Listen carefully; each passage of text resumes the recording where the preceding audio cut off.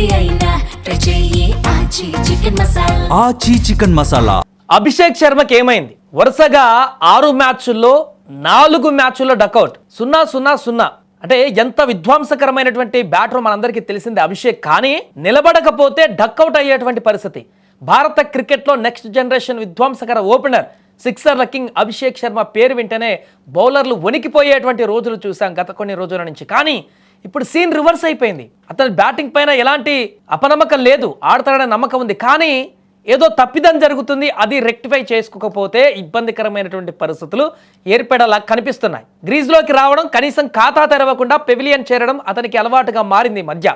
అసలు అభిషేక్ బ్యాటింగ్కి ఏమైంది? పరుగుల సునామీ సృష్టించాల్సినటువంటి ఆ బ్యాట్ నుంచి వరుసగా సున్నాలే ఎందుకు వస్తున్నాయి? ఈ టోర్నమెంట్లో 2 సార్లు డక్అవుట్ అయ్యాడు 2 మ్యాచ్లలో. ముఖ్యంగా పాకిస్తాన్తో జరిగిన హై వోల్టేజ్ మ్యాచ్లో అభిషేక్ వైఫల్యం తర్వాత అందరి నోట కూడా ఇప్పుడు ఇలాంటి ప్రశ్నలే వినిపిస్తున్నాయి. మ్యాచ్ గెలిచింది కాబట్టి పెద్దగా మాట్లాడుకోవట్లేదు, కానీ రిజల్ట్ తేడా వస్తే చాలా పెద్ద ఎఫెక్ట్ పడేది. అతడి తాజా గణాంకాలు చూస్తుంటే అభిమానులకు కళ్ళు తిరుగుతున్నాయి. ఆడినటువంటి చివరి 6 ఇన్నింగ్స్లలో ఏకంగా 4 డకౌట్లు. 0-68, 0-30, 0-0 గత 6 మ్యాచ్లు.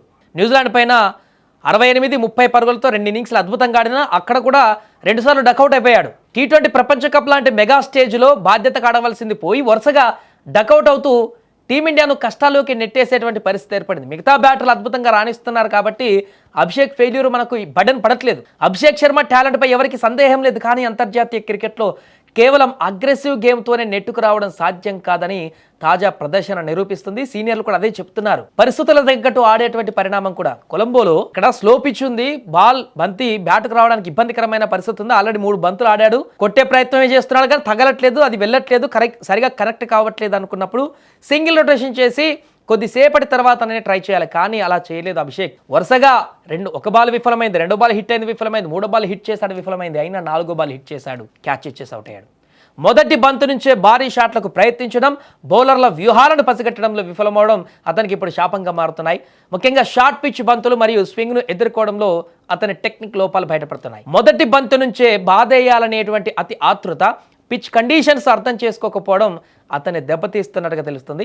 ఇక్కడ మైండ్ గేమ్తో పాటు బాధ్యత కూడా ఉండాలని సీనియర్లు విమర్శిస్తున్నారు. ఇప్పుడు క్రికెట్ అభిమానులంతా కోరుకునేది ఒకటే, అభిషేక్ మళ్ళీ ఫామ్లోకి వచ్చి తన సిక్సర్లతో అలరించాలి. తను ఒక్కసారి నిలబడితే ఎలాంటి విధ్వంసం సృష్టిస్తాడో మనందరికీ తెలిసిందే, ఎలాంటి సందేహం లేదు. కానీ అన్నిసార్లు బంతులు అనుకూలంగా రావు. కొన్ని సందర్భాలలో బౌలర్లు దాటిగా బౌలింగ్ చేస్తారు, ఆ తర్వాత ఇబ్బందికరమైనటువంటి పరిస్థితులు ఎదురవుతాయి. ఆ సమయంలో బ్యాట్ బాల్స్ ఏదైతే ఉంటాయో ఆ సమయంలో కొంత నిలకడగా ఉండి ఏదైతే మంచి బాల్స్ ఉంటాయో ఆ బాల్ని హిట్ చేసుకుంటూ రావాలి. అభిప్రాయం వ్యక్తం చేయండి. వరుసగా డకౌట్ అవుతున్న పరిస్థితి. ఎందుకంటే 5-10 సింగిల్స్ రొటేషన్ చేసో గేమ్ నిలకడగా ఉండి కూడా అవుట్ కావట్లేదు. పడితే 6 పడాలి, లేకుంటే అవుటేషన్ అనేది ఇది మ్యాచ్ పైన ఏ రకంగా ప్రభావాన్ని చూపిస్తుందో అర్థం చేసుకోవాలి. ఈశాన్ కిషన్ లేకపోతే నిన్న ఏం జరిగేది ఒకసారి ఆలోచించండి. గెలిచాం కాబట్టి సంబరాలు చేసుకుంటున్నాం. ఈశాన్ కిషన్ ఆ రకమైనటువంటి ధాటి బ్యాటింగ్ కనుక చేయకపోతే మ్యాచ్ స్వరూపం వేరేలాగుండేది, ఊహిస్తేనే భయంకరంగా ఉండేది. దానికి మొదట అవుటే అయ్యేది. అందుకే సందర్భానుచితంగా బ్యాటింగ్ చేయడం అనేది బ్యాట్స్మెన్కి చాలా ముఖ్యం. ఇప్పుడిప్పుడే వస్తున్నాడు కాబట్టి ఇంకా చాలా ఫ్యూచర్ ఉంది కాబట్టి అభిషేక్కి నేర్చుకుంటాడు, అదంతా కూడా మనం గ్రహించాలి. ఇదే రకమైనటువంటి వైఖరి ఉంటే మాత్రం తీవ్ర పరిణామాలు భవిష్యత్తులో ఎదురయ్యే అవకాశం ఉంది. దాన్ని కెరీర్ అనేటువంటి అభిప్రాయం కూడా వ్యక్తమవుతుంది. సో అభిషేక్ శర్మ త్వరగా కొన్ని ట్రిక్స్ని నేర్చుకొని అద్భుతమైన బ్యాటర్ అయిన ప్రపంచంలోనే హిట్ చేయగలటువంటి ఆ యొక్క మైనస్లు ఎక్కడ జరుగుతున్నాయో వాటిని గ్రహించి అద్భుతంగా ముందు మ్యాచ్లలో ఇంకా జరగబోయేటువంటి మ్యాచ్ల్లో రాణించాలని కూడా కోరుకుందాం.